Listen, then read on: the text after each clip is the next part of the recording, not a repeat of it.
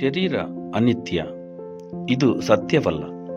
ನಿನ್ನೆ ಇದು ಇರಲಿಲ್ಲ, ಈ ದಿನ ಇದೆ, ನಾಳೆ ಇರುವುದಿಲ್ಲ. ಇದು ಅಸತ್ಯ. ನಿಮ್ಮ ಶರೀರ ನೋಡಿದಾಗ ಕತ್ತಲನ್ನು ಹುಡುಕ್ತಿದ್ದೀರಾ? ಏಕೆಂದರೆ ಶರೀರವು ಅನಿತ್ಯ. ನಿತ್ಯ ಎಂದರೇನು? ಯಾವುದು ಶಾಶ್ವತ? ಅದು ಶರೀರದಲ್ಲಿ ಇದೆ, ಅದು ನಿತ್ಯ. ಅದು ಬಾಯಿಯ ಮೂಲಕ ಮಾತನಾಡುವುದು ನಿತ್ಯ. ಭೌತಿಕ ಕಣ್ಣುಗಳಿಂದ ನೋಡುವುದು ನಿತ್ಯ. ಯಾವುದನ್ನು ಮೆದುಳಿನಿಂದ ಯೋಚಿಸುತ್ತೇವೆಯೋ ಅದು ನಿತ್ಯ.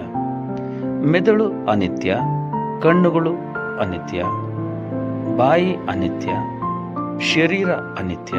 ಆದರೆ ಅದನ್ನು ಕಣ್ಣಿನ ಮೂಲಕ ನೋಡಿದಾಗ, ಕಿವಿಗಳ ಮೂಲಕ ಕೇಳಿದಾಗ, ಬಾಯಿಯಿಂದ ಕೇಳಿ ಮಾತನಾಡಿದಾಗ, ಶರೀರದಲ್ಲಿ ಅಸ್ತಿತ್ವದಲ್ಲಿರುವಾಗ ಅದು ಚೈತನ್ಯ, ಅದು ಆತ್ಮ, ಅದು ನಿತ್ಯ.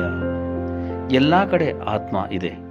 ಅದು ಶಾಶ್ವತ ಆತ್ಮ, ಶಾಶ್ವತ ಚೈತನ್ಯ, ಅದು ಸತ್ಯ.